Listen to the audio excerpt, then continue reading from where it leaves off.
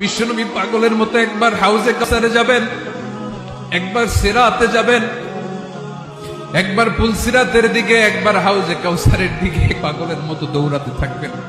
তার কোন গুনাহগার উম্মত যাতে জাহান্নামে ঢুকে না যায়, সেদিন কেউ সুপারিশ করতে পারবে না বিশ্বনবী ছাড়া।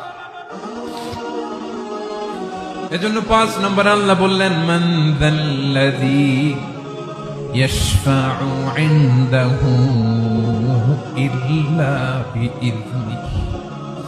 কার সাহস আছে, কার এত বড় বুকের পাটা কিয়ামতের কঠিন দিন আল্লাহর সামনে দাঁড়িয়ে সুপারিশ করবে? কারো